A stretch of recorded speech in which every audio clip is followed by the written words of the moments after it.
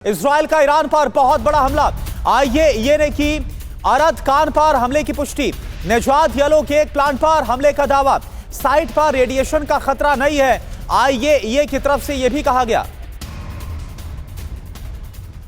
और एक और बड़ी खबर, ईरान के एटमी ठिकानों पर हमला हुआ तो ईरान का एटमी बदला हूती ने लिया। हूती ने इजराइल के डिमोना प्लांट में दागी बैलिस्टिक मिसाइल, ये देखिए आप, न्यूक्लियर साइट को टारगेट करने की कोशिश की गई। ईरानी न्यूक्लियर साइट पर हमले का यह बदला है। डिमोना में आपको पता है कि इजराइल का बहुत बड़ा परमाणु फैसिलिटी है, परमाणु सेंटर है, और यहीं पर हमला किया गया हूती विद्रोहियों की तरफ से यमन से। तो हूती का ऑपरेशन डिमोना अरब में एटमी खतरा और ज्यादा बढ़ गया है। बड़ी बातें क्या है ये आपको बताते हैं। ईरान जंग में हूती विद्रोहियों की एंट्री हो गई है। अभी तक हूती विद्रोही दूर थे। इजराइल के न्यूक्लियर साइट पर हमले की कोशिश की गई। ईरान के न्यूक्लियर साइट का बदला ले रहा है हूती। डिमोना की अहमियत आप समझ लीजिए। इजराइल का न्यूक्लियर प्रोग्राम का यही सबसे बड़ा केंद्र है।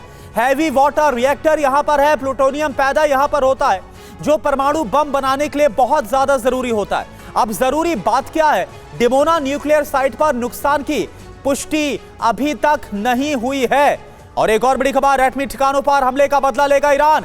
यह ईरान से खबर आ रही। ईरान ने बदले के लिए टारगेट की लिस्ट को जारी किया।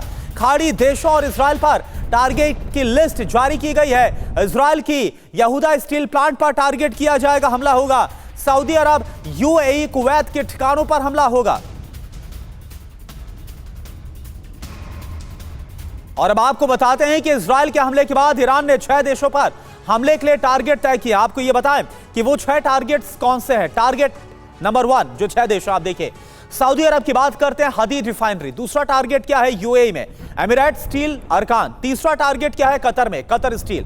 चौथा टारगेट है बहरीन में फौलत फैसिलिटी। और 5वां टारगेट है कुवैत में यूनाइटेड स्टील इंडस्ट्रियल कंपनी। और 6ठा टारगेट इजराइल में यहूदा स्टील, यानी जो स्टील का इंफ्रास्ट्रक्चर है वहां पर निशाना साधा जाएगा। और एक तरीके से जो डिफेंस इंडस्ट्री है वहां पर जो सप्लाई किया जाता है उसे निशाने पर लिया जा रहा है। एक और बड़ी खबर, अमेरिकी युद्धपोत पर हमले को लेकर ट्रंप का कबूलनामा।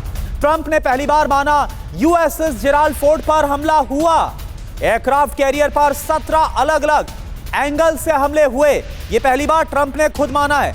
ईरानी हमलों में अमेरिकी सेना घबरा गई। ट्रंप ये बोल रहे हैं, ईरानी हमलों के बाद अमेरिकी सेना घबरा गई। ट्रंप का ये बहुत बड़ा बयान है। और व्हाइट हाउस के सिचुएशन रूम से बहुत बड़ी खबर आ रही है। ट्रंप को असामान्य तरीके से दी जा रही है युद्ध की जानकारी। जटिल सैन्य ब्रीफिंग की बजाय छोटे छोटे वीडियो क्लिप्स दिखाए जा रहे हैं। हमलों और विस्फोटों के वीडियो दिखाए जा रहे हैं। ट्रंप पर आरोप, युद्ध में मनोरंजन ढूंढ रहे हैं Trump. British tabloid Daily Mail के हवाले से खबर है, आप देखिए, शॉर्ट वीडियोस दिखाकर ट्रंप को एंटरटेन किया जा रहा है, यह कहा जा रहा है।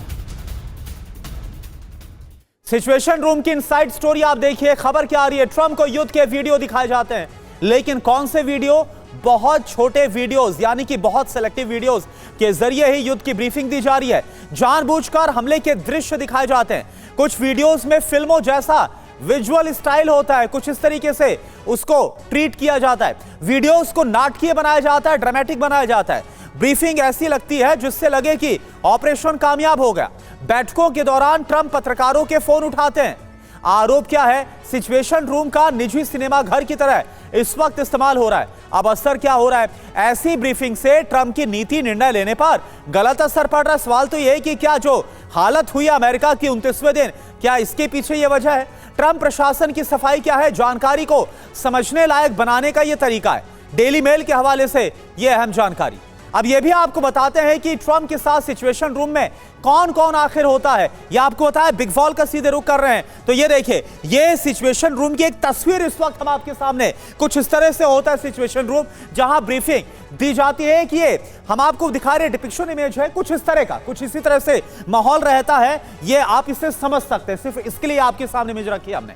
विदेश मंत्री मार्को रूबियो, युद्ध मंत्री पीट हेग्सेस, यानी कि अगर बहुत ही आसान सरल भाषा में करें, वहां के defence minister, chief of staff Susie Wiles और joint chief of staff general Dan Razin यहां पर मौजूद होते हैं, जो कि पूरी तरह से जो ब्रीफिंग है वो देते हैं। कमांड सेंटर जहां पर लाइव जानकारी आती रहती है। अब क्या होता है, सिचुएशन रूम होता क्या है, यह भी आपके लिए समझना बहुत ज्यादा जरूरी है। कमांड सेंटर, अब देखिए बड़े अधिकारी और नेता बैठकर यहां पर फैसला लेते हैं। दूसरी बात, पूरे ऑपरेशन की रियल टाइम मॉनिटरिंग यहीं पर होती है। सिचुएशन रूम के जरिए लाइव स्क्रीन और मैप से खास जगह को दिखाया जाता है कि कहां पर हमले हो रहे हैं, कहां पर क्या अचीवमेंट मिली है।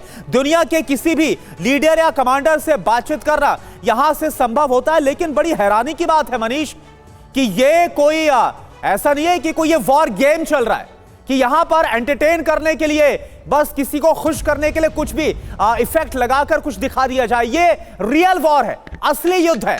सवाल तो ये उठा है कि अगर आज अमेरिका की हालत हुई जिससे कॉन्फिडेंस था कि 2 से 3 दिन या मैक्सिमम 7 दिन में जीत लेंगे, क्या इसी वजह से क्योंकि शॉर्ट क्लिप के जरिए डोनाल्ड ट्रंप को एंटरटेन किया जा रहा है?